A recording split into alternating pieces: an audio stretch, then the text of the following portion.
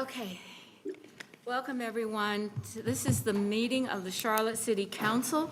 We're glad to have everyone participating, and those of you that are watching us online, thank you very much for taking an interest in what we're doing and how we can get better things in our community. I just want to start with introductions or members that are going to join. And would you like to start, Ms. Brown? Absolutely. Good afternoon, everyone. Good evening, Councilmember Brown, Charlotte City Council District 3. Good evening and go Gators. Victoria Washington, City Council at Large. Good evening, Luana Mayfield, Councilmember at Large. Tarek Bakari from the most powerful district, District 6. Really? Ed Driggs, District 7. Malcolm Graham, District 2. Marcus Jones, City Manager. Guy Lyles, Mayor. Dante Anderson, Mayor Pro Tem, District 1. Dimple Ajmer, I'm the most powerful city as an at-large member. Y'all know Tarek normally be like, Tarek Bakari, District 6. He about to leave us now. He be dead. Okay. Marjorie Molina, District 5. Good evening, Renee Johnson, District 4. Anthony Fotts, Interim City Attorney. Ariel Smith, Lead City Clerk. Okay, thank you very much for the introductions. This is the meeting that we have as we dive into deeper problems and situations that we believe that are important to the community. And the county, all of the council members participate in what I would call the smaller groups where we would have committee forums and discussions, and then this point that we come in and learn what everyone else has spoken about and what we're moving forward to do. So today, I know that we have a number of people that are here that want to have presentations later on, but why don't we go ahead and start with some of the easier ones. How about mobility, Mr. Driggs? One of those easy ones. Okay, so we had two topics today. And the big event is everybody got these. So the community area plan drafts are out. In committee today, we heard some explanations about how this works in practice. It was part 2 of staff presentations. I think people are having individual meetings as well. So I would just emphasize you must read this, right? We have to know as members of council what's in here. We're trying to inform the public. We're trying to get them on board, but they will not read this book. People in the general public will read this book if it lands on their doorstep for the most part. They're depending on us. So I just encourage you to look at it, understand it. There were a lot of issues discussed about how it becomes effective, the process through which we roll these considerations into our land use decisions. But it's going to come back. You're going to be hearing about it. So just encourage you to look at that. The other thing that we heard about today was the Strategic Energy Action Plan. And this is a draft as well that has come out, an update to our plan. A lot of good things in here, big emphasis on greenhouse gases. I think we need also to pay attention to water and waste and trees. This is a good plan, and we should all, again, be able to explain it to anybody that wants to know what Charlotte is doing about environment. So I just recommend these reports. And Madam Mayor, that's all I have to say. All right, are there any questions, Ms. Johnson? Not a question, just want to add that I mentioned during the committee meeting that we want to be very intentional, Mr. Jones, about ensuring that we get community feedback. We know at the beginning of the community area plans, there was less than 1% of the residents of the city that were engaged. So I just want to be very clear and be intentional about being transparent. Mr. Driggs mentioned that, the city council members' role in that, and we do have a role to communicate with our residents, but the city definitely has more resources than us as council members. So we just ask that we utilize all the resources and make sure that we're getting this information out to the public, because it does affect them. And we know we've all heard from residents that, they don't know what's happening until it actually impacts them. So we really want to be just proactive about that. Thank you. All right, thank you very much. Any other comments? Okay, Ms. Melina? Thank you, Madam Mayor. And actually, I'll just add to that, there was some small discussion, and Mr. Graham brought it up about updating the public on the transportation tax. And it wasn't a part of our agenda, but it was one of those things where just kind of ending the meeting because there's some conversation around where we are with that. And Mr. Driggs did give an update on where we are. And I don't want to try to, mistake his I words. can do it. but I'll just go, you're right. I should have mentioned that. If you don't mind, I'll just sort of I think it'd briefly be important recap to. what we discussed earlier. So Mr. Graham did point out rightly that we need to be talking about our big mobility plan at every opportunity, because there's a lot going on right now, including the legislation that's pending in Raleigh, that's being worked on there, a portion of it in the Senate, some of it in the House. We are hopeful that in their current session, they will approve legislation that allows us to conduct a referendum in November if the Board of County Commissioners approves the referendum.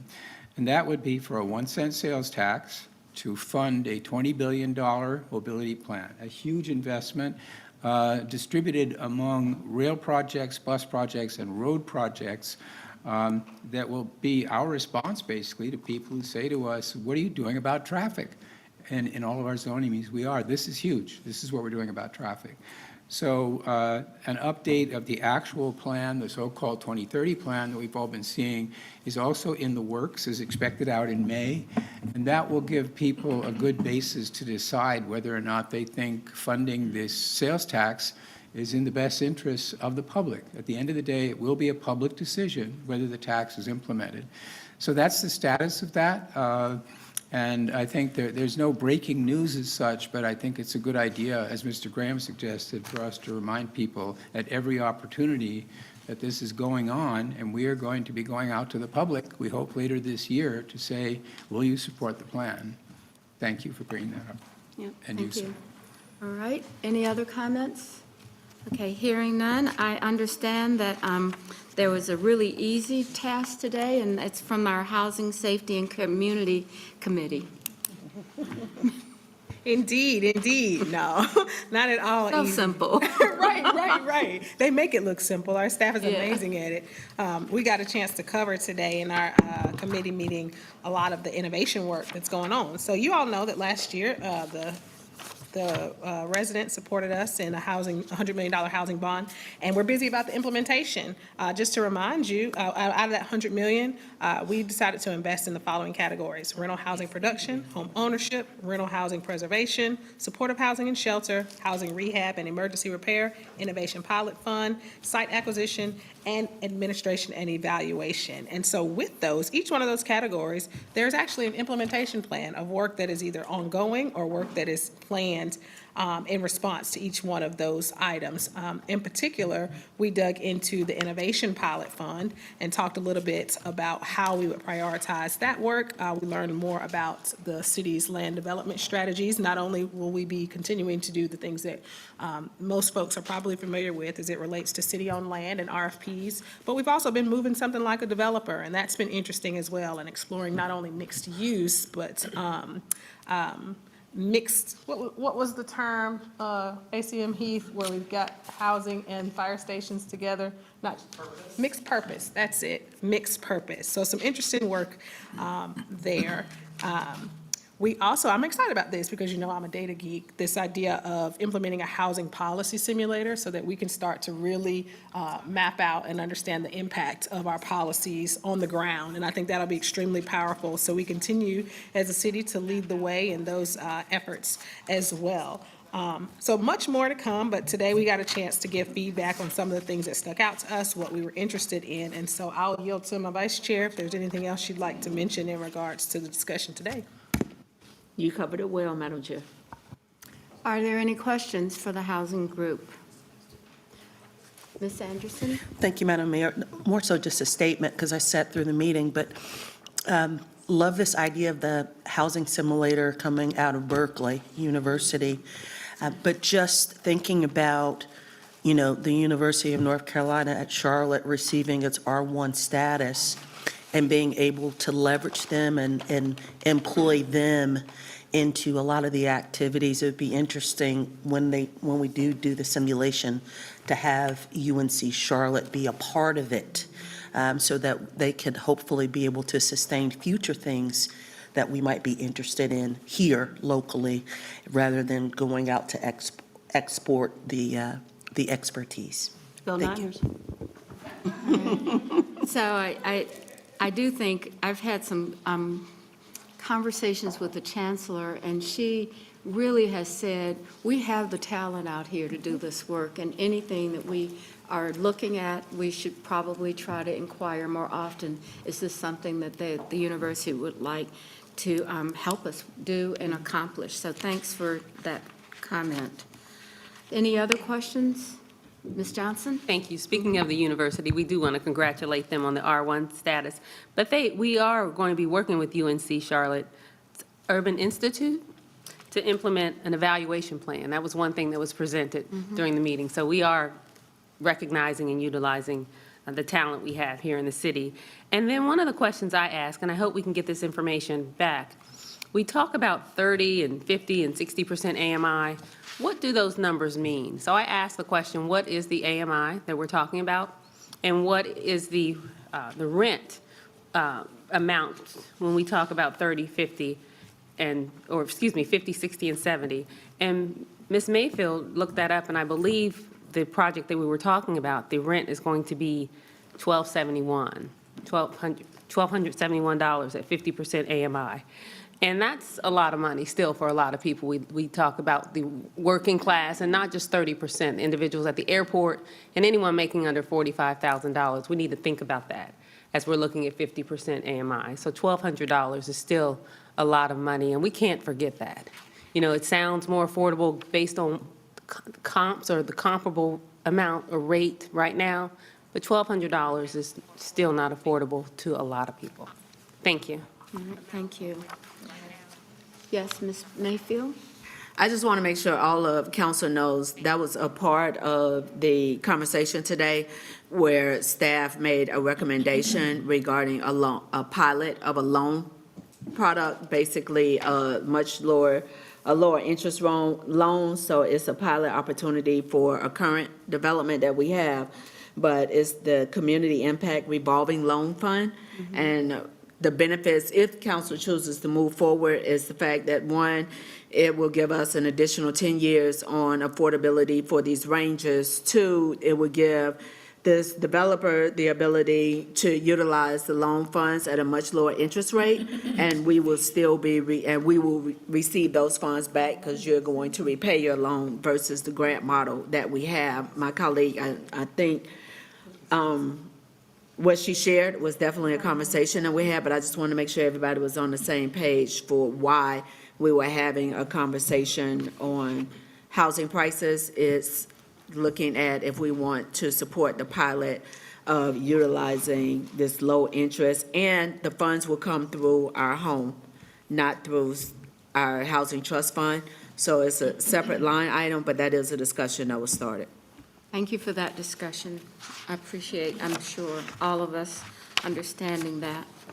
All right, so I also thought that there was a great committee meeting on the housing safety, for the BGIR committee meeting. I think it was a very simple discussion about financial partners. Thank you, Madam Mayor. I wish I can say it was simple. Yeah, that's right. Yeah, try that one.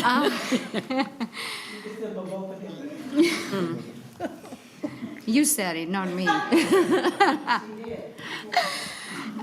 Well, let me start by recognizing our committee members, starting with Councilmember Brown, Councilmember Mayfield, Councilmember Mitchell, and Vice Chair Councilmember Bakari. So today we had 4 topics, and we covered it all within 1 hour and 45 minutes. So great job, committee members. First, we got an update on MADIC interlocal. I'm sure you all got a memo from Chief Johnson. So he joined us, provided an update on the status of developing an interlocal agreement with MADIC.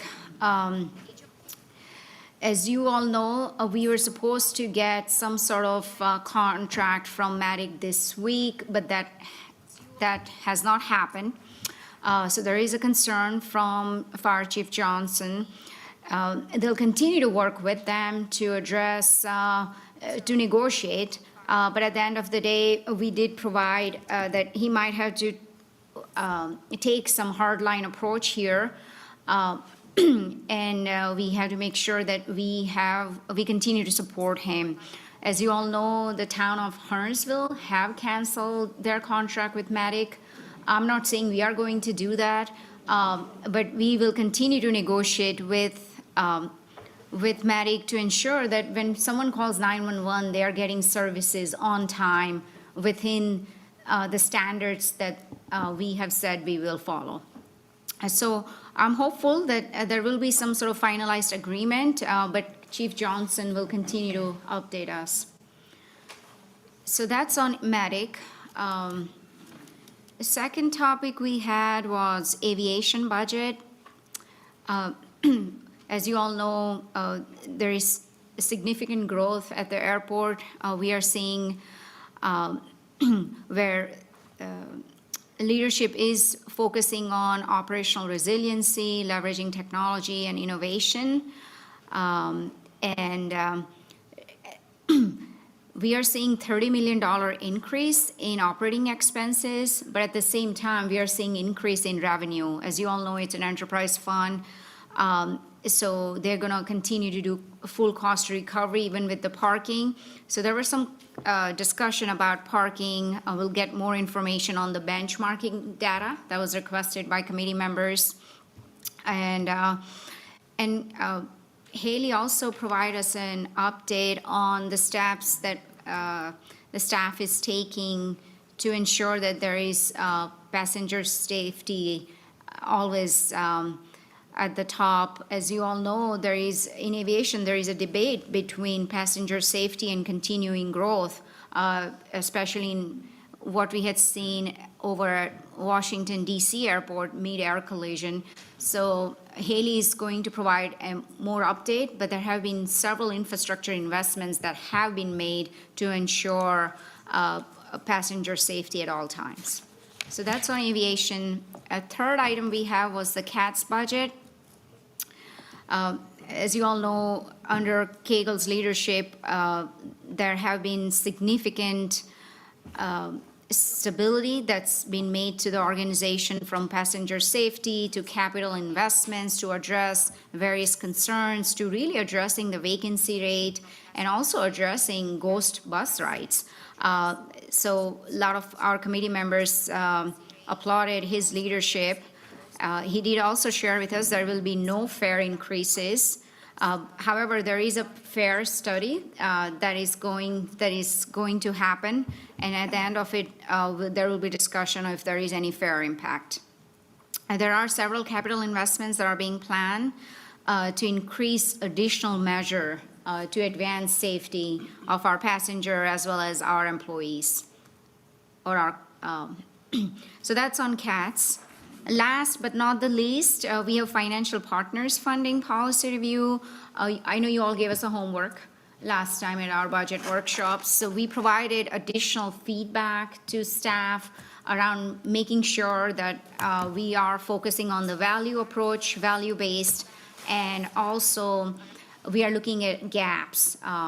If there are any organizations that are really addressing gaps that are there, we got to make sure we continue to work with them as financial partners. But then also there are opportunities for us to have organizations like Tree Charlotte to have a line item in the budget rather than going through financial partners process. Also, committee provided an update on the ranking. So as you all know, there was a scoring done by staff. I did share my concerns that, when we do score our financial partners, there is a perception out there that we are scoring them based on their services, and we will be working on that. But today, we did not get an opportunity to work on the policy, but certainly that's something that will come back But right now, I think we provided our feedback on financial partners. So I guess when the manager proposes his budget, he'll incorporate that feedback for our financial partners. Let me see. So committee members, if I missed anything, feel free to chime in. Overall, I think we all agreed that it's going to be a tough decision for us. There is a finite amount of money, and we have over $8.2 million in funding requests. So there will be tough decisions that we'll have to make. So I'm looking forward to managers' recommendations based on criteria and the input that our committee provided. So that's all I have. Thank you, Madam Mayor. I have Mr. Bakari, and then followed by Mayor Pro Tem. Yeah. Mr. Bakari? I just want to follow up on one of the comments I made in committee on that first topic relating to medic and what Fire Chief Johnson is trying to navigate. This should be on all of our radars. I know I've talked to many of you. It is on your radar, and it is critical. I think the punchline here is critical, unaddressed issues are not like fine wine. They don't get better with age. And right now, it's sitting out there, and despite the chief's valiant efforts to solve this, he has been unable to do so. So my encouragement to him and all of us is it needs to be crystal clear. This needs to get resolved, and it needs to get resolved in a timeline by which we don't jeopardize safety for medic services and things that happen in the public. And we're in the middle of our budget cycle, of which we need to understand these implications. So I think, we've put, the pressure today out there of hearing the updates and letting everyone know how critical that all is. But I think there's a time where we need to continue to encourage behind the scenes the chief to take a hard line here and say, we're not going to let this just sit unaddressed anymore, and then be prepared as a council to support that together, however it may materialize, because it's unbelievable we can't get this solved. It's a top priority for us, and everyone else that has a touch point needs to be a top priority for. All right.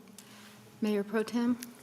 Thank you, Madam Mayor. I just want to underscore Mr. Cagle's performance as interim CEO of CATS. I was reminded in a discussion earlier in the committee, just the tone and tenure of the topic around CATS and performance, on time, service, ghost buses, et cetera, was very different about a year and a half ago. And there was a small group that was stood up to address this directly and intergovernmentally. And where we are as it relates to that moment in time about a year and a half ago is vastly different. And I just want to lift up, in the spirit of Councilmember Mitchell saying, we got to celebrate the good things, the wins as well. I just want to lift up his performance and the performance of CATS in the wake of our overall mobility, strategic mobility discussion and the expansion thereof. Thank you, Madam Mayor. All right. Mr. Graham? Thank you, Madam Mayor. I just wanted to underscore the comments that my colleague, Councilmember Bakari said in reference to the importance of the issue that we're dealing with, and asked the question, when does it bubble up from the director's level, the chief level, the medic level, to the management level in terms of having some of those conversations? Or has it? So thank you, Councilmember Graham. I would say at this point, until the news last week of the delay, it had been more or less at the level of the directors. So I hope that the discussion today allows them to have a bit more urgency in trying to get this resolved. All right. Okay. Any other comments? All right, hearing no more additional comments, that is completing the council committee discussions. Thank you for all of the effort that you put in. And most of these activities or comments that you're having will give us a lot more success as we move forward in this next budget year. So thank you very much for what you're doing. And so with that, I think the next thing that we're going to review is the Jobs and ED Committee meeting, and I'm going to turn it over to Mr. Graham. Thank you, Madam Mayor. We had a great meeting today. We had the opportunity to receive the annual updates provided by the city's municipal service district agencies. That would include Charlotte Center City Partners, where I serve as a board member, South Park Community Partners, there before the MSD in terms of providing some. Move to recuse, Yeah. just to be safe. Making the case, right? And then the third was University City Partners, where Councilmember Johnson is a board member. They presented their annual report. They're doing some tremendous work in the community, and I don't want to take their thunder away by providing my update. They're here today. Adam Rue with South Park Community Partners, Keith Stanley with University City Partners, as well as Michael Smith with Charlotte Center City Partners to make their own case and share the good news. This was for information purposes only, but out of the meeting came two newsworthy items that you will probably be reading about tonight in the newspapers and tomorrow, one being a $21 million public-private partnership that's been announced today by South Park Community Partners that they want us to consider, that he will be here to talk more about that, as well as a tax increase, a millage increase for the municipal service district in Charlotte Center City Partners that Michael Smith will be here to talk about in addition to their annual update. And Keith will talk about certainly what's happening in University City. You've heard on 2 or 3 occasions about the good work coming out of University of North Carolina, Charlotte, and their research status being upgraded, as well as all the tremendous work that he's doing over there. And I will highlight, I'm almost certain Councilmember Johnson will also highlight some of the challenges that they have in terms of state roads and code issues that we're working hand in glove with we, the city, and University City Partners to address some of these ongoing issues. So they are here today to make the presentations. I will allow them to do that. One in particular is the millage increase that has to be included in our budget, Mr. Manager, as I understand it. And so I'm pretty sure at some time the manager will chime in too and make sure that the council members understand how that works as we move forward. So would love to start with Charlotte Center City Partners.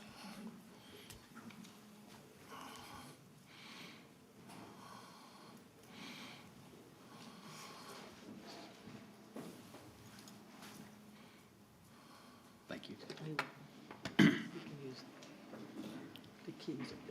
Awesome. Thank you. Madam Mayor, members of council, Manager Jones, pleasure to be back with you to give an update. I'll move quickly through the update and then get into a conversation about a new initiative that we're launching called the Uptown Vibrancy Collaborative. If you're not aware, Charlotte Shout is going on right now. This is 17 days of art, music, food, and ideas. It is virtually free to the public, thanks to the partnership that we enjoy with you, the city. There are 200 events. There are hundreds of artists that get paid.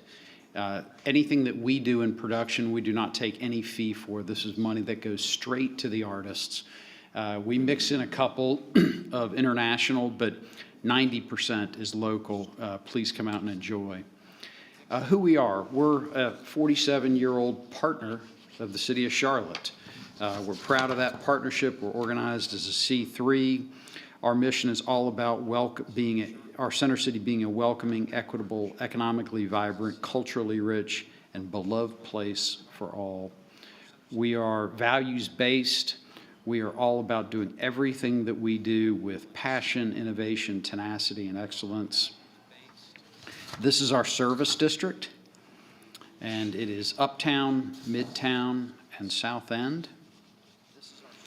We've got an incredible board. We're fortunate to have such a great group that cares so deeply about our mission.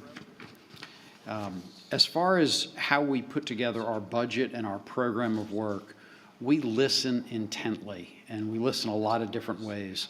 We have a great board that provides us traditional governance on program of work and on budget. But we use Uptown Small Business Association, advisory committees. We do primary research. We work very closely with our neighborhood associations, all of which to help us shape our work. And our work fits into economic development. We've really had a great year considering the headwinds that every downtown is facing right now. We've got a pipeline of $5.4 billion of new investment. UNC Charlotte opened the CoLab this year. This is a center for entrepreneurship. It is a difference maker for the students that go there and for the aspiring entrepreneurs of our community to have a mission-based place. You watch the difference it's going to make. It's going to become cornerstone to what makes our city great. We've got 10,000 apartments in the pipeline in the center city. That matters deeply on affordability because we have to fix the supply-demand problem. With 117 people a day moving to our region, we have to keep building housing. And our center city has been celebrated as a central business district, and it is transforming into a central activity district where it's more than just work. It's hospitality, it's a destination, it's a great neighborhood, and it's a campus, particularly for UNC Charlotte, but also for JCSU, for Johnson & Wales. I'm sorry? Yes, thank you. So anyway, we're excited about the way our center city is responding.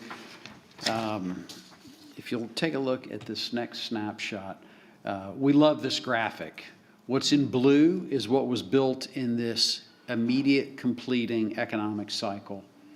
And what is in purple is what has been announced to be groundbreaking by 26. What is in green is under construction.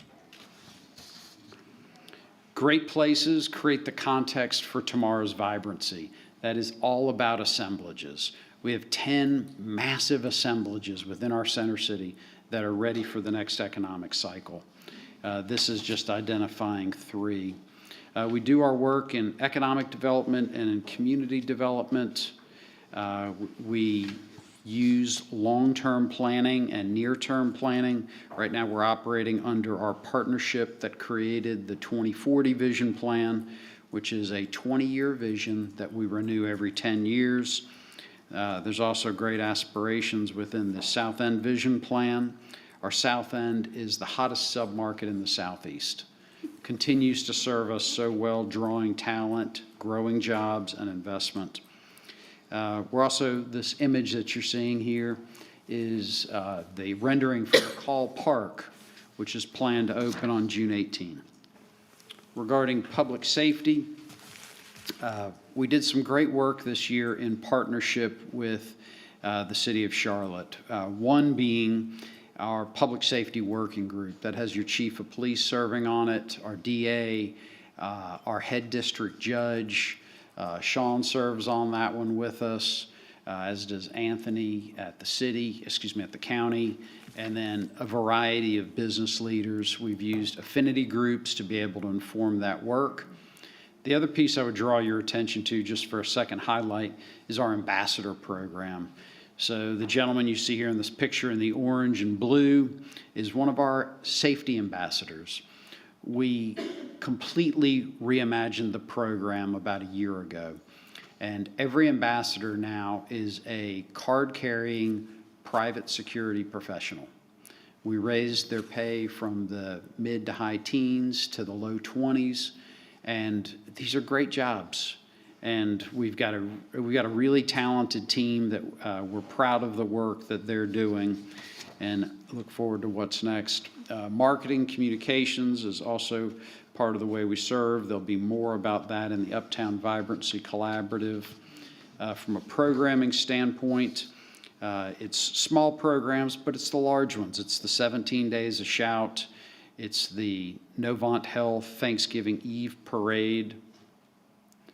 With regard to mobility, we stand ready to work with the City of Charlotte as you guys advance our aspirations for mobility expansion, the work on the Gateway Station, the Rail Trail Pedestrian Bridge, which should begin construction shortly, the addition of a new stop in the south end, and all our work on the rail trail.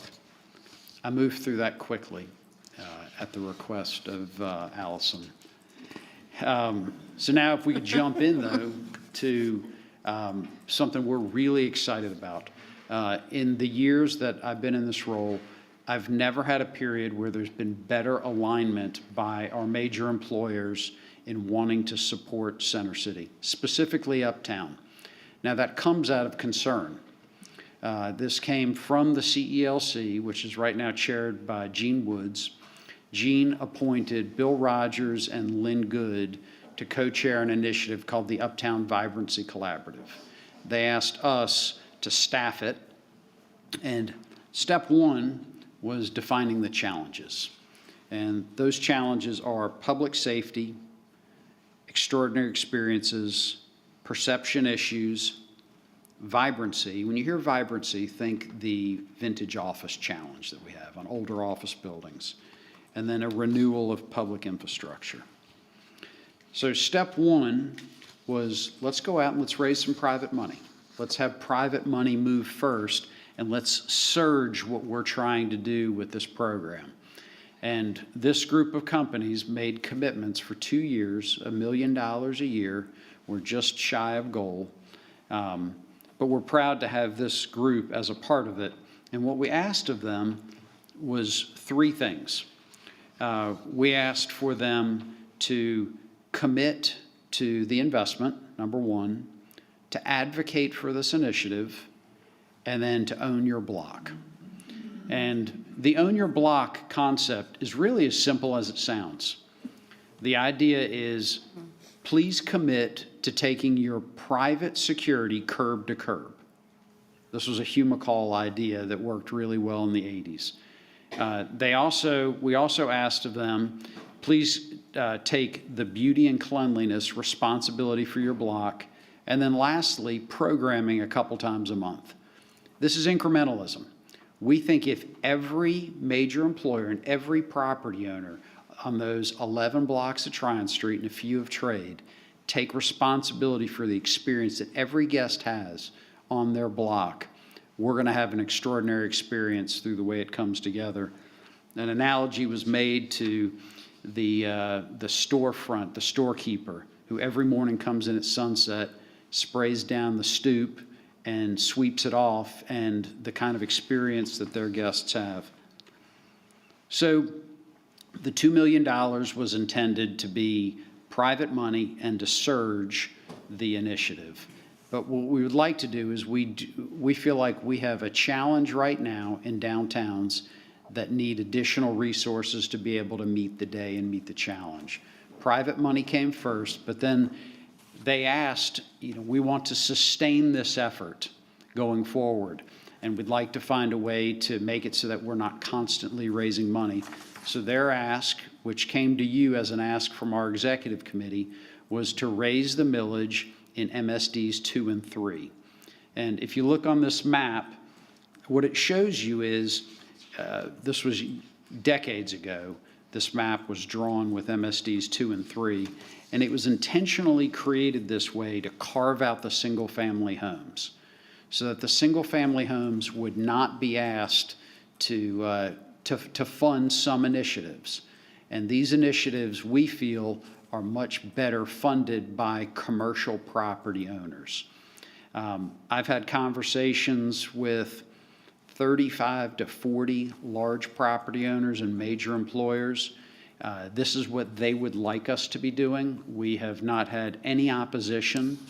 There are 8 condo associations that are captured in MSDs 2 and 3, and we have invited their leadership over and had a conversation with them, sharing this information, what we plan to do, and we had support from all of them.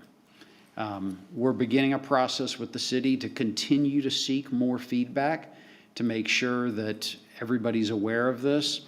The model that we're using is we would like to raise $500,000 a year from MSD 3 and $1.5 from MSD 2. The increase is .0082 per $100 of value. And to make that real, the average value of the condos in those 8 buildings is $465,000. So it would increase their millage by $38 a year. If it's a $100 million building, it would be an increase of $8,200 a year. The beauty of your center city is it has incredible tax value. So therefore, a small millage creates significant resources, an extra $1 million for us to focus primarily on marketing and on programming. Our aspiration is to have 52 weeks a year of programming and to have resources also to lean in on solutions for vintage office and around public safety. I know I moved through a lot of information, but I hope that's helpful. And I am glad to answer any questions. Are there any questions? Ms. Ajmira? Yes, thank you, Madam Mayor. Mr. Smith, thank you for your leadership in bringing programs to Uptown. We were at Charlotte Shout yesterday, and I saw many families for games or events like Charlotte Shout. So I look forward to supporting that and really addressing safety. We have to do everything in our power to invest in our Uptown. We got to make sure it is safe for people and for families. So the programs that you're doing, it might be small programs, but really they are making large impact because our goal is to bring traction in evenings, weekends, back to Uptown, so that it's continues to be the thriving part of our community. That's all I have. Thank you, Madam Mayor. All right. Ms. Johnson? Thank you, Madam Mayor. And thank you, Mr. Smith, for the presentation. I wanted some more information about the programming, the goal for the 52 weeks of programming. What type of programming? And is the part of the goal to increase tourism downtown? So thank you. We think programming is kind of urban magic, that if you provide programming, it creates a greater comfort in the space. It does often provide employment. It creates a safer environment because the safest places are populated and active and highly programmed. They're not expensive. I mean, some will involve music, some will involve pop-up retail, some can involve food. We run the food truck program uptown, and we run the kiosk program along Tryon Street. And then we also operate the incubator, which is the market at 7th Street. So we have this deep bench of relationships of aspiring entrepreneurs, and we think that all of them will be great partners. There are some examples of programming that's going on right now. Duke Energy has done a lot of jazz on Wednesdays at lunch.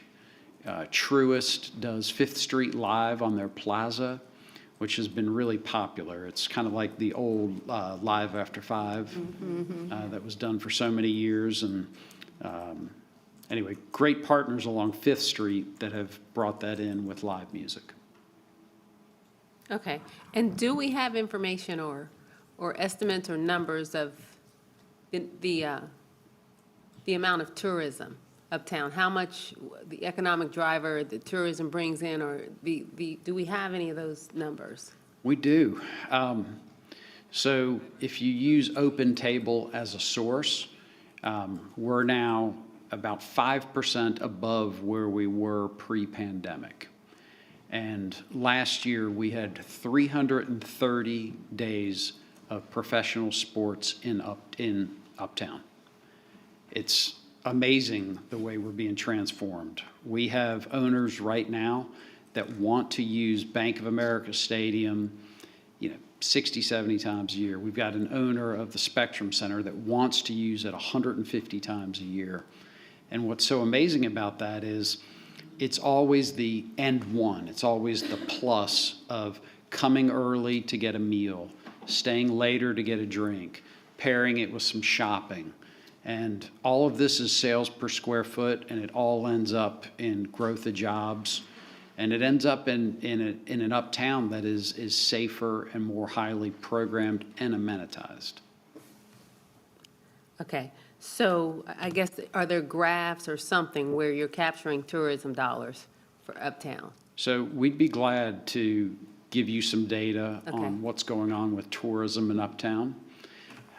That'll be information. We'll be able to get some of that through a great data tracking tool that we have, but we'll also talk to our friends at the CRVA. Okay, thank you. You're welcome. Thank you for the presentation. Absolutely. All right. Ms. Watlington. Okay, well, somebody started. Thank you. I've got a couple of questions. I know that I was able to share several of mine with you last week, so I look forward to some of the follow-up to those. I'm curious. Some of these. Yes, those. I'm curious too about just the numbers and how it works. And I think that was what I was trying to convey last week in regards to the current MSD budget and what the operation split out is. I know that you started with safety. That has been one very significant area that's been a challenge uptown. Yes. So I would like to understand exactly how we're investing in that. So I'll dig deeper into this piece. But if you could speak just briefly to that, can you go back to that slide? If you can speak just briefly to your plan for safety beyond, I know you talked about the security officers and the increase. Are there any other items there that would sit within the MSD, not from the private partners, that speak directly to safety? Yeah, so our ambassador program, which is right now $1 million a year, it's a third party called Block by Block, which provides these security ambassadors. There's 16 of them. Our plan was always to want to take it to scale once we were proud of the service being provided. And now I wish so much they were all in here with us. They are an incredible group that is so dedicated to service. And we've got great data on, the interactions they've had, the services they've provided. But it probably needs to be 35 to 40 to really have the impact that we're seeking to have. And we're in conversations with partners about how do we double that size? How do we make it into a $2 million program? Mm-hmm. And so is there a forecasted percentage of this new revenue that would be needed to expand to 35 to 40? And so what is, I'm just trying to get a sense of what we get when it comes to safety for this increase in millage rate. So within the program, the part that we're trying to surge now and through the summer and through these next 2 years is really about programming, which we think plays a role in public safety, and also in the storytelling, retaking the narrative. There will be a small portion of this that goes to the ambassador program, but the plan for the ambassador program is to bring other partners in to be able to double it in size. That's not what this request is for. Okay. That's not what this request is for. We'll continue conversations. Great. When I think about core services for the city, safety is one of the major ones. And so, I appreciate the proposal and certainly can understand how you got there. It's just important to me that if we are putting additional public dollars on an ongoing basis towards something, it's important to me that it's tied to our core services, especially in light of some of the conversation around yes, we know that increased visitors can improve safety tertiarily, but really, to me, that feels like more of a tourism tie, which is also a good thing. But it just gives me a little bit of pause. I want to make sure that we are investing in the core So services. the plan from the beginning, when we introduced the ambassador program in 2018, was for the ratepayers in Uptown to pay for half of it, and for the other half to really be hospitality funded. Because I think you're right. I think it is about the experience that our guests are having. And so we're having conversations with hospitality-related partners about how do we stand something like this up where it becomes a 35 to 40 ambassador scale program. And I think in order to have the super impact that we think we can have through the ambassadors, that's what it's going to take. Yeah. Thank you. I'd like to spend a little bit more time on this one. I understand that there are a lot of different partners and a lot of different sources of funds. I just wonder if there's an opportunity to streamline and make sure that we are getting what on the public side is, for me, one of the most important issues. I don't want us kind of breaking off private-public on every single piece, and then we end up piecemealing it all together. But I'm sure you're on top of that. Thank you. Okay. Mayor Pro Tem? Thank you, Madam Mayor. And a couple things on this ambassador program, which I think is a very good program. I know University City Partners, you're starting yours. But if the city manager were here, you know, I would pose this question to him around how can we stand up to Ms. Watlington's point, a program that we see is effective, but in areas of the city that A, need it, but B, are not homes to an MSD, right? Because I think there's an extension of public safety, of visibility, and we could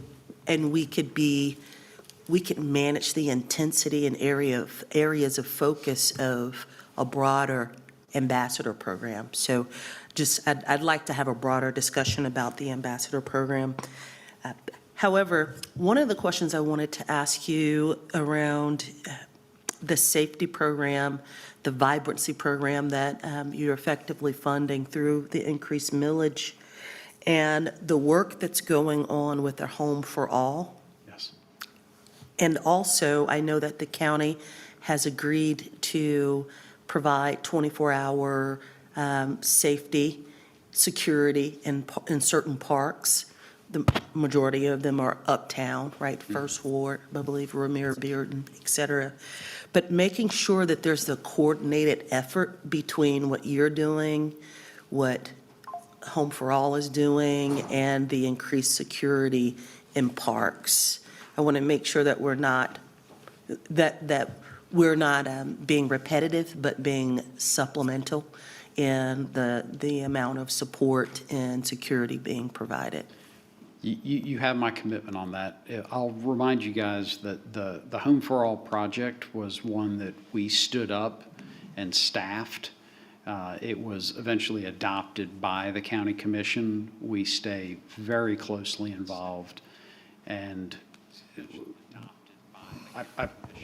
my commitment is that we will not duplicate, and we'll look for all of those to be moving together. And yes, on July 1st, Mecklenburg County is going to have armed private safety in all of our uptown parks, which we think is a game changer. Yeah, I agree. I just want to make sure, you know, myself and a couple other council members met with the CMPD Metro Division to talk about public safety, the numbers, and they're doing a great job. However, one of their biggest hurdles, if you will, is, you know, being able to interface with the unhoused population, having a place for them to go and be safe and secure. And so that's why that intersection with the Home for All is important. The other piece that I want to make sure that we're covering, especially for you, for Center City, is the Third Ward neighborhood organization has just become revitalized, and they're under leadership of former council member Austin. I went to that meeting, and I know that they're leaning into it, but want to make sure that all the wards have a voice in the programming, a voice and visibility in the programming that's going on uptown, and in the planning of it. And I know that Third Ward now will be organized, but First Ward is another one where a lot of activities occur there in First Ward, and hopefully more in Fourth Ward and Second Ward as well. So just leaning into the ward leadership would be very, very helpful as you move forward with your planning. Thank you, Madam Mayor. All right, thank you. I think Ms. Mayfield, I'm sorry, I didn't see your hand up. No worries. Thank you, Madam Mayor. Thank you for the presentation, Mr. Smith. Can you go back to your budget breakdown? Yes. What is Center City? Okay, what is CCCP? Center City Partners. What is CCCP? Charlotte Center Okay, City hush. Partners. It didn't capture at the first point. 20%. The CCCP, Paul, CT. Yes, so that is our community trust. That is a related entity that's organized as a C3, and that is a separate corporation that is part of our body of work, and it's where we do Charlotte Shout, it's where we do the parade, it's where we do the Small Business Innovation Fund. So the community events and festivals come out of your trust. That's correct. So 20% of the trust, and then you also go out and seek additional funds for the trust. Yeah, what we try to do each year is bring in $7 to $10 million of additional private money to match the MSD dollars to do our body of work. And we do that through three corporations. There's the Center City Partners, which is most of what you just heard about, and then the two related entities are the Community Trust and the Market at 7th Street. Those both have their own boards of directors and their own tax status as C3s. And the beauty of setting up C3s is then you're able to get foundation money into them, whether that's private foundation or corporate. It's just it's a great tool for us to get private money into public priorities. Okay, that helps. I was just wondering just want to have an understanding of what the PCT. So I wasn't aware that Center City Partners had a trust. So thank you for the explanation. You're welcome. Thank you. Any additional questions for Mr. Smith? Just want to close it out before we bring up Adam. And Mike did a great job in terms of articulating the goals, the vision for Center City Partners. One of the things that he really didn't touch on a lot is there's a lot of interaction between Center City Partners and residents. He talked a lot about the business relationships, but they do have a very, very hands-on approach of working with the individuals who actually live in Uptown Charlotte, first, second, third, all the wards. So I don't want you to leave without saying that for sure. And then secondly, Center City Partners has been a great convener of the District Attorney's Office, CMPD, and other stakeholders in terms of making sure, again, that from a public safety perspective, that all these voices are being heard and are being coordinated, in addition to CMPD, but the private police with all the major corporations working uptown. So there is a lot of collaboration, a lot of coordination with a lot of entities, all based out of Charlotte Center City Partners that he didn't highlight, but I just thought that as a board member, I need to really express that because my first concern obviously is Uptown Charlotte, which I represent along with Ms. Anderson, the residents uptown Charlotte, right? That's first and foremost, and certainly the corporations and their importance speaks for itself. So thank you very much for the presentation. Thank you. Yes, Mr. Smith, hang on. Ms. Watlington has one additional question for you. This one's Great. quick. The question that Ms. Mayfield asked put me back on here. Can you go back to your pie chart? Yes. Just so I understand. So the community trust is a separate entity but related for events. Then you've got programming and events over here for 15%. And then I saw another set of okay, I see programs, projects, placemaking for 2 million, 1 million for events, and then 2.6 for the community trust, which is also events. It's events, it's the McCall Park, it's the Small Business Innovation Fund where we grant money to small businesses. In fact, rounds 5 and 6 are in partnership with the city. That's ARPA dollars. That's been a really, really effective tool. Okay, offline is fine. I'd just like to see a little bit more, and so I can understand the difference between those buckets and how those are defined. Thank you. Love to dig deep. Appreciate it. Okay, Ms. Johnson's going to bring us home with the final I'm question. sorry, last question. How many staff members do you all have? How many what? How many staff members do you have? 25. 25. Okay, I just want to lift up one of them, Maura Quinn. I want to thank you. Yeah, you do a great job. Thank you. I think we should all give her a hand. It's a pleasure working with you both, but I really want to thank Maura for all of her help throughout the year. Thank you. All right, thank you. Just recognized as one of the 40 over 40 here in Charlotte. Miss Maura Quinn.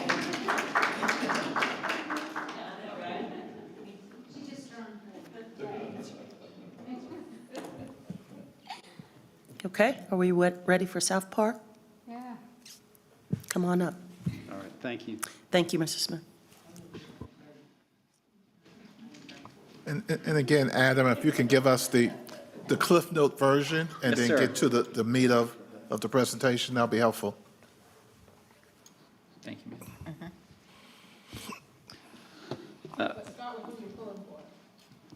Well, unfortunately, my team chose an early exit, so I'm just happy it's not Duke.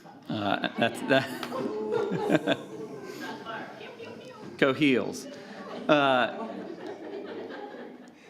Good evening, everybody. I will peel through the annual report quickly so we can get to the Symphony Park portion, but just want to quickly remind you that South Park Community Partners serves MSD 6, which Council established almost exactly 3 years ago, and comprises 1 square mile in the commercial core of South Park. Our mission is to lead South Park's advancement by driving economic vitality, creating memorable experiences, and ensuring an extraordinary quality of life.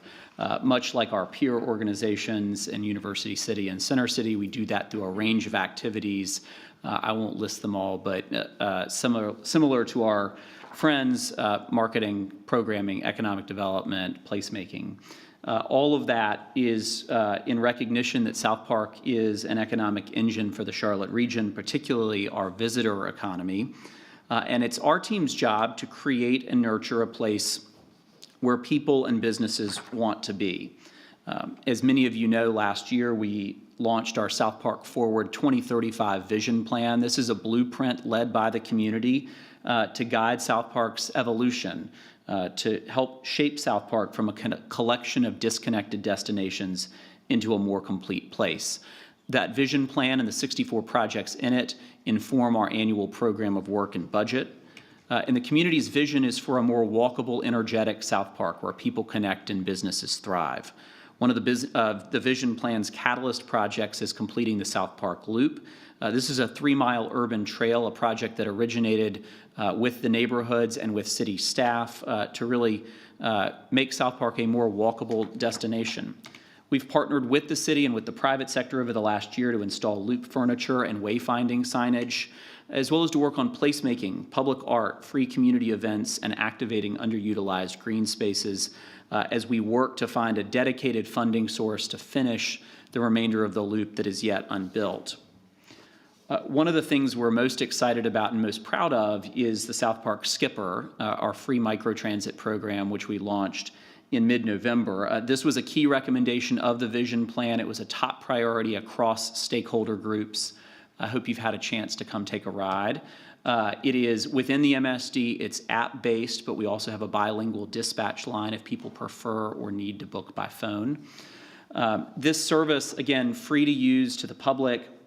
It's part of our commitment to making South Park welcoming and accessible, and to have low barriers of entry so that we can use this program as a test case and as a lab for innovation so we can learn from it and hopefully inspire more mobility innovation both in South Park and across our community.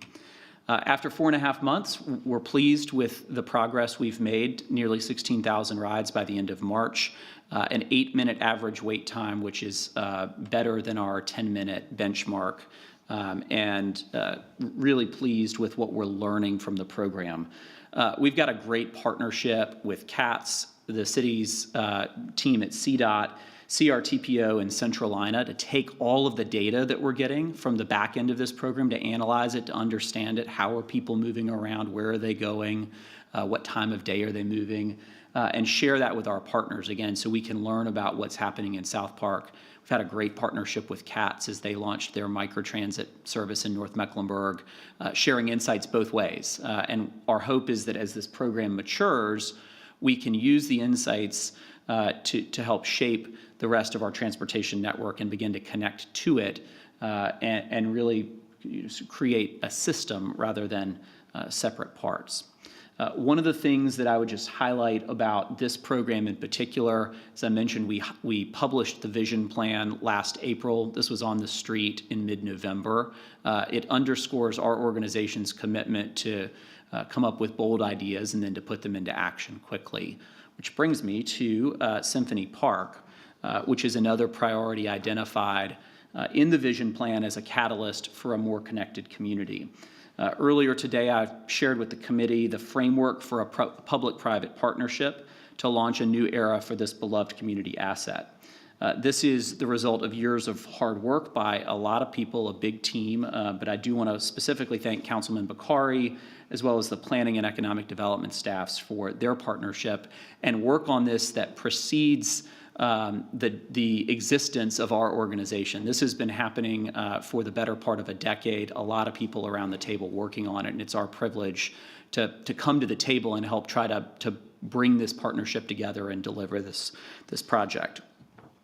As I mentioned, this was a top priority of the vision plan, and the vision for Symphony Park comes directly from our community. They told us through CNEP and through the vision plan process exactly what they want in this space.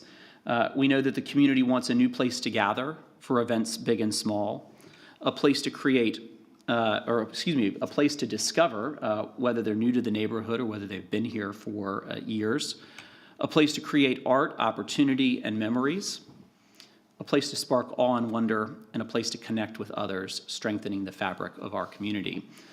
This is a $21 million project that seeks to transform Symphony Park into a signature urban green space that will become an extraordinary community destination, home to frequent, high-quality programming that invites those deeper connections with others.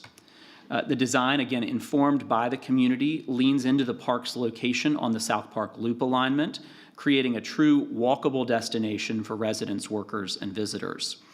The project calls for the addition of new access points and pedestrian infrastructure, enhancements to the park to facilitate a wider array of community programming, 2 anchor restaurants which will generate new tax revenue and create jobs, and micro retail space to support emerging entrepreneurs.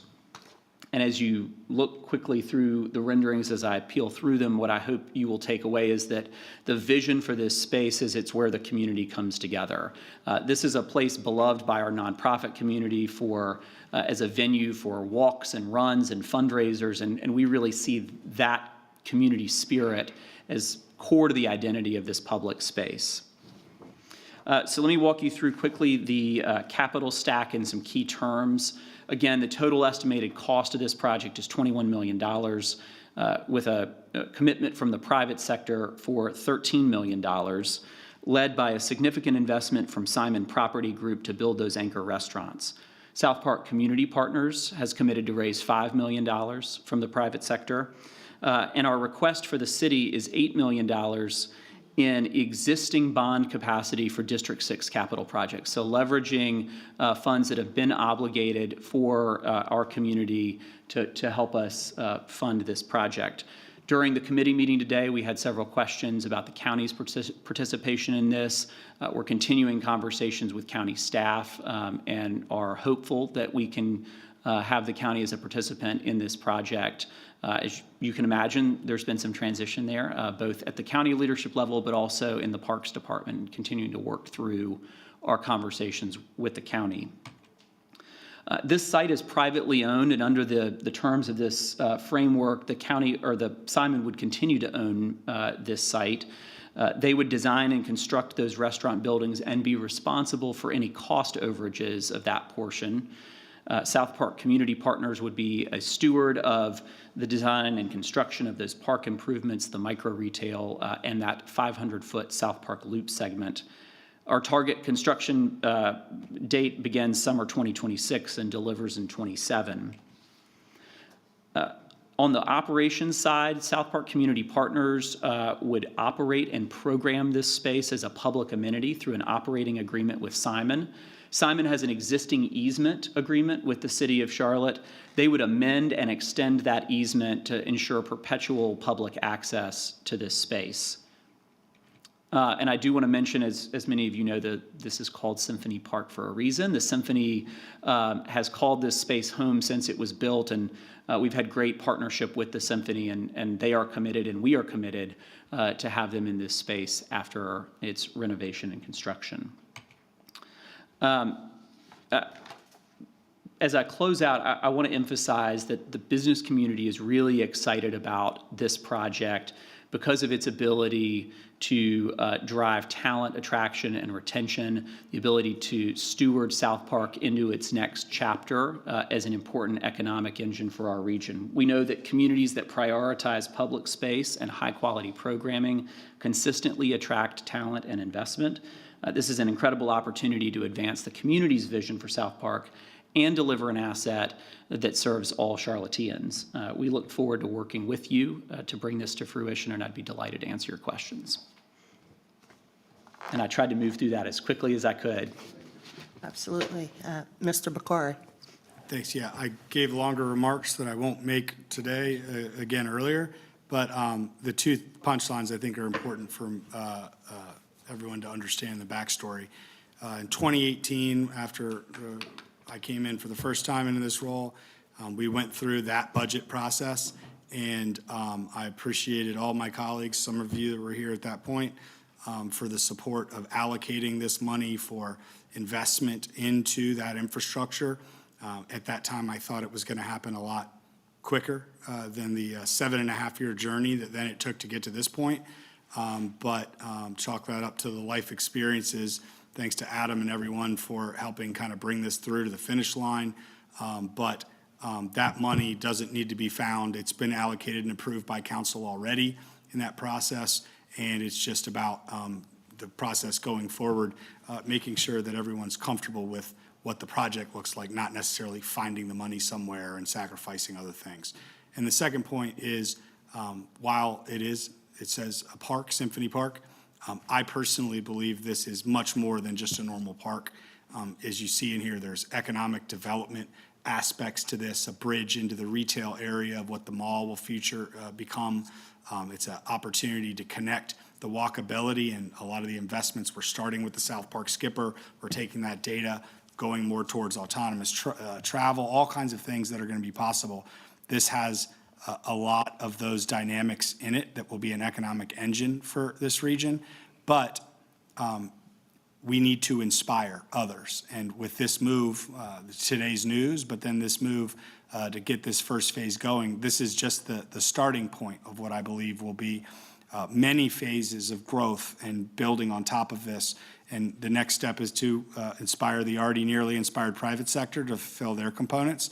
But the county is going to play a very important role in this going forward as well.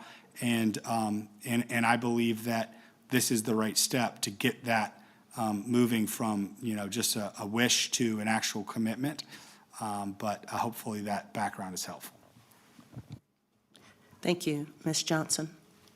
Thank you, Mayor Pro Tem, and thank you, Councilmember Bakari, for that clarification. So you said this money has already been allocated since 2018? And what is the scope of the project? Is it for the park and to boost retail at the mall, or? So, council members, I described the scope of the project. Let me flip back.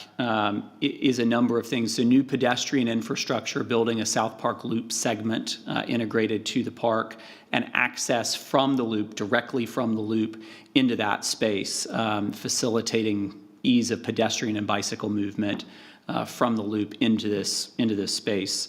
The creation, which is privately funded, of restaurant buildings, permanent anchor restaurants to drive daily activity. So that gets people moving around the space day to day, as well as some micro retail space that we intend to use to support emerging entrepreneurs. And then some improvements to the topography and to the amenities inside the space to be able to help us more effectively program it. One of the challenges with this space is that it is largely underutilized as a function of its design, which is outdated and sort of doesn't meet the needs of those who need to access it and program it. So some of the moves we're making is to try to facilitate through design a space where we can drive daily activity across a wide range of uses. Thank you. And Mr. Manager, oh, he's not in here. I was going to say, oh, there you are, okay. And we can talk offline, because if we're going to set precedent for assisting malls, there's a mall in District 4 that we can talk about. Thank you. Thank you, Ms. Johnson. Ms. Ajmira. Thank you. Adam, I really like how you are integrating the natural component, which is the green space, and preserving beautiful tree canopy that's there. And certainly, I'm all for the programming, because it really activates the site, brings tourism, and also really brings jobs and opportunities, to Councilmember Bakari's point. And I appreciate how you are leveraging the private dollars to make this possible and expedite. I know this was allocated back in 2018, but without this, I don't know when we will be able to accomplish this project through completion. So I certainly appreciate that we will be able to deliver this sooner rather than later because of this partnership. So if we can leverage our public dollars to expedite improvements like this and really revitalize the area, I think that's a no-brainer to me. That's all I have. Thank you. Thank you, Councilmember. Thank you. Any additional comments or questions? Hearing none, shall we move to Mr. Stanley?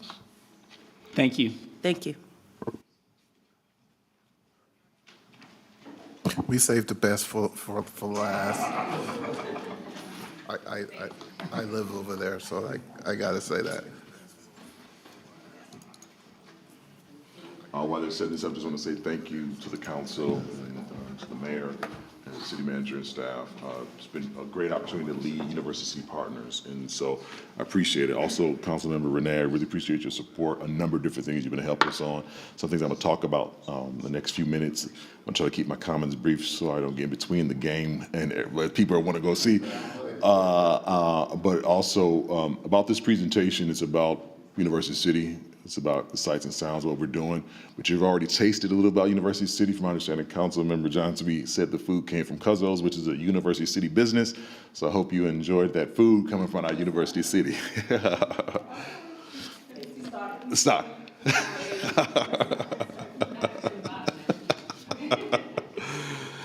This presentation really boils down to the focus on area of our vision plan that was released in July of 2021. We talk about public safety, economic development, marketing, and small business initiative, and this is outlining a lot of the work we're doing in our vision plan.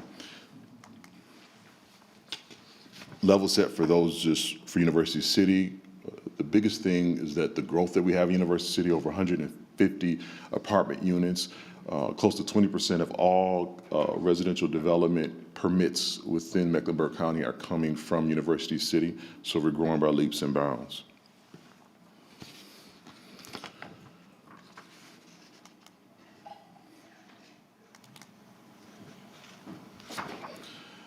In the fall of last year, we pulled together our first public safety forum, had over 60 individuals come, including CMPD, Charlotte Fire, businesses, residents, and what's come out of this is really that we want to continue to focus on keeping University City clean.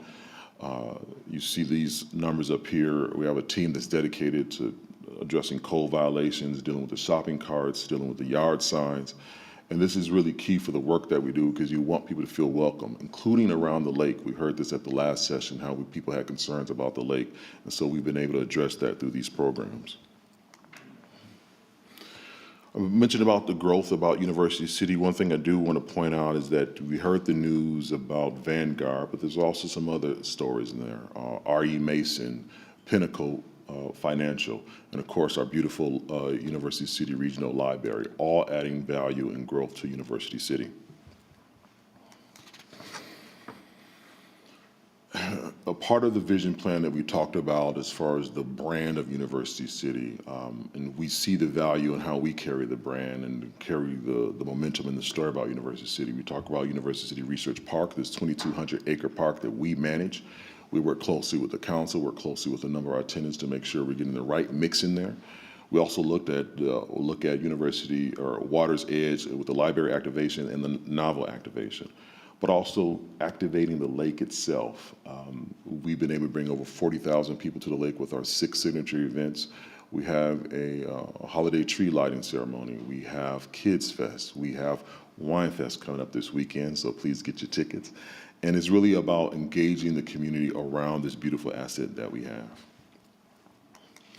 But it doesn't just stop there. We also have, there we go, other events. We were excited to announce Boom Charlotte comes to University City. We also have the Queen City Arts Festival, Low Country Food and Culture Fest, Niner Nation Week, the New Year's Day 5K. These events activate not just around the lake, but around the community. And they bring people to the community to bring dollars to the community. Yep. No problem. Glad you got it. But it's all about data too. We don't just do anything just to do it. We want to make sure we understand we have the data that drives us to the work that we do. We were able to invest in Placer AI, which allows us to understand the traffic, the foot traffic around University City. We know that 3.4 million people come to the lake. We know that the average stay time for people around the lake is 38 minutes. We also know that more we have events, the more they stay and the more money they spend. So it's about activating, just like my colleagues have presented earlier, it's about activating people, activating the spaces and places for people to come and spend money. We said return on investment, but also return on emotion, making sure people are enjoying themselves. But also, as I mentioned earlier about the safety and clean area, we understand our residents see University City as a beautiful, clean place, and they want to keep it that way. That's why, hence, we're going to move forward with a couple projects. For the future, actually, as I wrap this up, for the future for University City, there's a couple categories we're going to be looking at. We mentioned earlier, I've heard my colleague Michael Smith talk about it. We're going to be looking at an ambassador program for University City. The shopping carts, some of the issues that we're seeing, it can't be done. We have a unique issue in University City. We have W.T. Harris, North Tryon. They are state-maintained streets. We put close to $100,000 a year in maintaining them ourselves, but it's just not enough. So our goal is to have conversations. We already even started after the committee session today, having conversations with our colleagues and others about what will a University City ambassador program look like. We got to get rid of those shopping carts. We got to get rid of those yard signs. Get rid of the tires. We want this place to be a clean, inviting place. But also the future also includes our continued walkability. Although we are 3 times the size, University City is about 10 square miles. We're probably one of the largest MSDs in the country. I want to repeat that, one of the largest in the country by size, not by budget, by size. We want to make sure that we are advocating for sidewalks and walkability and micro-transit. And so we're going to continue to work with Brent Cagle. I heard his name a little bit earlier with CATS. We've had conversations with him. We're excited about this 1% sales tax. We understand that it will bring value to University City because we're a part of one of those zones, micro-transit zones, as we see that, but also sidewalks. And so we want to make sure that we're increasing those sidewalks in University City. The big thing for us, as mentioned earlier, UNC Charlotte with the R1 status, we're going to lean into that. We're working with our board members, working with administrators, because as they go through the research and development, and go through prototype manufacturing, and go through intellectual property, we want some of those jobs and economic activity landing in University City, specifically University Research Park. And that wraps it up. Okay. That's the man who knows there's a game tonight. Yes. Okay, we have Ms. Ajmira. District Council Member, I Renee, think do she you want wants to to go go first? last. I believe she wants to Okay. go last. All right, thank you. Well, Keith, let me give you kudos for your leadership in addressing some of the issues around the lake. Thanks to your leadership, I have seen how lake space around that has transformed.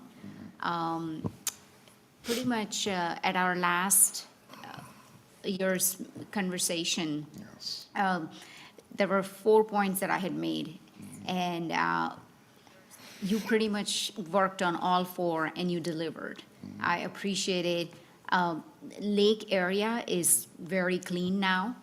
I do not see litter around the lake where it used to be litter. Now it looks like a very well-kept, well-maintained, very clean environment where we take care of our natural resources. So thank you to you and your team. I see your team members here. Also, I appreciate how you have supported small businesses and have brought activation. You have done, under your leadership, we have seen so many festivals, from Boom Charlotte to family-friendly activities to farmers market. I appreciate that. And just advocating for sidewalks and park. You know, certainly the university area is, when you look at our park space for the university area, we certainly struggle with that. So I appreciate your continued advocacy on the park space, green space, as well as sidewalks. I just can't thank you enough for your leadership, Keith, and you've just been a rock star, you and your team. Thank you. I do want to say this. I thank you for last time I was here. You connected us with a number of different chambers, the Black Chamber, the Asian Chamber, allowing us to connect, to have conversations. We have 1,500 small businesses in University City. Because of that partnership, working with those chambers, we've increased our engagement with 910 of them. So that was a big thing for us. Thank you. Thank you. Mr. Stanley, I'll go and I'll allow the council, the district council member to close out, and Mr. Graham wants to speak as well. But, you know, I gave you your congratulations earlier during the committee meeting, but just want to extend that. And earlier in your presentation from earlier today, your slide 6 and 7, it's not here this evening, but I believe it was slide 6 and 7 that focused on public safety. Yes. I thought those were great. That's a great template, if you will, of how we can attack and address public safety in other areas of the city. Because as I continue to state, public safety does not equal CMPD, right, alone, right? It takes partners, and you are manifesting that in your approach at UCP, so thank you for that. But the 2 other points I want to make, one is that these MSDs, you all have so much rich data. You just talked about Placer AI. You all have so much rich data around trips, around time spent, probably around spend, and the demographic and psychographics of your residents.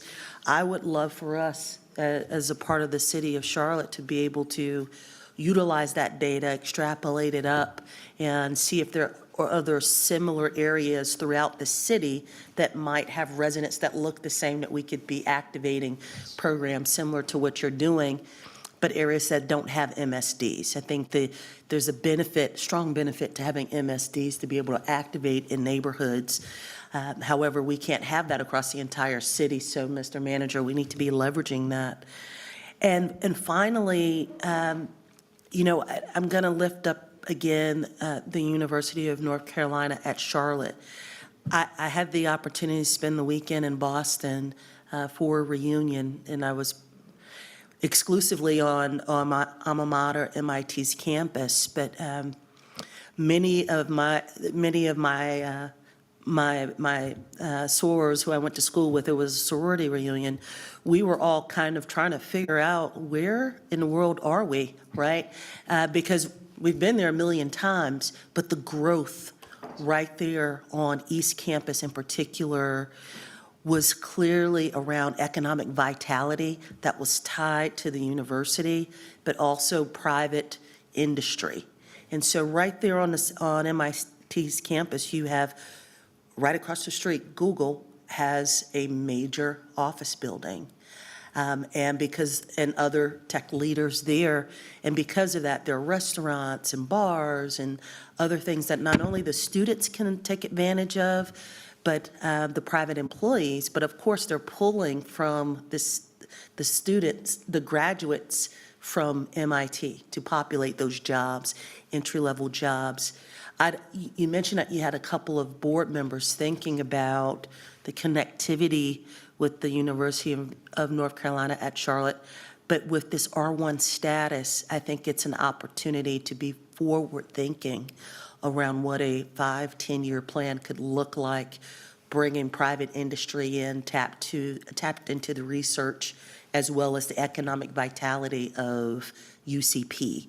So, and I think that's a part that the city can play a role in as well. So I just really invite you to lean into how that could enhance and really put a view on University City around the university that we don't have today, that could truly elevate that area even more so than the work that you've been doing. So thank you.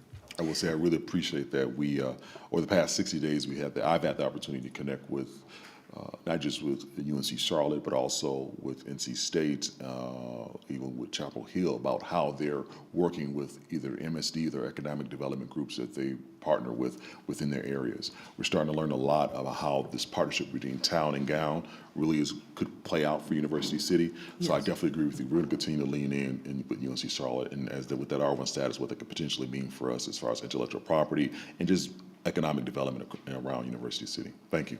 Absolutely. It is also important to note that UNCC is the second largest university. And I would think within a matter of years, we'll take over North Carolina State University as the largest. And they also graduate the most engineers out of any university in the North Carolina university system. So again, just thinking about economic development and vitality for that part of the city is important. We have Mr. Graham, and then we have Ms. Johnson. Thank you, Madam Mayor Pro Tem. Again, I just want to thank you for your leadership as well. As a resident of University City, I can see the changes in terms of the outreach and the commitment to placemaking in University City under your leadership and your team leadership. I want to thank Councilmember Johnson for sure for her advocacy for a wide variety of issues that you need help with from a city perspective, like the 18-wheelers and some of the code enforcement issues, and even some of the campaign yard signs that's still out there after a year at large, that still stand still, right? And so those are real issues, and also talking about how this relationship between the MSD, the city, and more importantly, the state, which really is the crux of I think that's limiting the growth.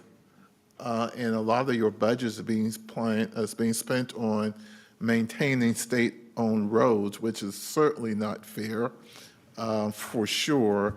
And we got to find, I think, not let that be an issue for University City Partners, but an issue that we as a council take out with some of our delegation members in terms of really getting the type of support necessary for that area, because unlike the other two districts, I-85 is a blessing and a curse, right? Because we get all this incoming traffic coming through University City, and they throw things out of the window, and they don't live in the area, and they really don't care.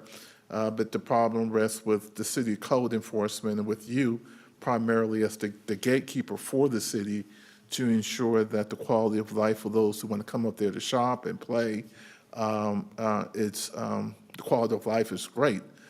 I won't touch on the university. I think the Mayor Pro Tem articulated clearly what I wanted to reiterate about that. I wish there was a way for us to open up the gates and allow those 26,000 students, other than living in all the apartments over there, but to begin to have an experience, right? If we can get that football games off campus onto, hypothetically, Harris or North Tryon Street, right, where you can kind of see and feel what's happening behind the gates of the campus. And so I know that's a work in progress. I know Betty has been really instrumental in trying to find a way to bleed outside the gates of the campus so that we can experience the excitement, the growth, see the students. You got to look really, really hard sometimes just to find students in the area because they're behind the gates of the wall, and there's close to 26,000 of them, right, that come throughout the community each and every week for one reason or another, whether it's for academic classes or sporting events, et cetera. And so working with the university, not only to leverage the research status, which should help fuel the research park, but also the student experience and the experience of growing the University City area in a way that is impactful for all. So just wanted to thank you, want to thank Councilmember Johnson, because I know some of the phone calls I get, and I try to help, and Councilmember Johnson has already done it. And so I really appreciate your support, and that's coming from me to you as a constituent. Oh, thank you, thank you. I am truly honored to represent District 4. It's just, I mean, they're engaged, and it's just a great district. I want to thank you and your team. How many employees do you have, Keith? 4. 4. Yeah, I want to lift Janelle and Drew and the other, and Keith Janet. and Janet. So thank you all for the great work that you do. I could just echo what the other members have said. You do a great job. You mentioned forward thinking. Keith is very progressive. You talked about AI. Yeah. That is something that we could almost seem like we could require some of the organizations that we fund to bring us that level of data and that level of detail. So thank you. He has a podcast, and he's really big on branding the area. So continue to do what you do. I am fighting for you. You know that. Yes. Yeah. So, and Keith has opened up the office. He allows the District 4 Coalition to meet there and just really engage in the community. And I think that has really helped to raise the level for District 4, our partnership, Yep. our working together. And just thank you for the work that you're doing. So keep up the good work. Thank you. Councilmember Renee, I want to publicly thank you. The quick thing I want to share before we wrap up is that the fact that you called me about the Soul Delish, restaurant. They were looking for a place. They had grew out of their location in University City. We didn't want to lose them. And she said, call Keith, there might be an opportunity. I came running out the office. We met with the ownership, met with the owner of a potential location. They are looking to be opening up their largest location, again in University City, and keeping the small location open too this May. And so having that type of commitment to the community is so important. To see an African-American owned business that is growing by leaps and bounds, hiring locally from the community, absolutely amazing. So I just want to thank you publicly for that. I am honored. It's going to be the hottest spot in the city. When they met with me, they wanted to move out of the district. So yeah, I know. So we got work. So not only do we keep that one, he's expanding, and we're excited. When you talk about Activate the Lake, That's right. so Soul Delish is opening May 12th. So we're right. excited. Thank you. Thank you. Excellent. Any additional comments? Hearing none, thank you, Mr. Stanley. Is there a motion to adjourn? All right. So move. All right. Good night.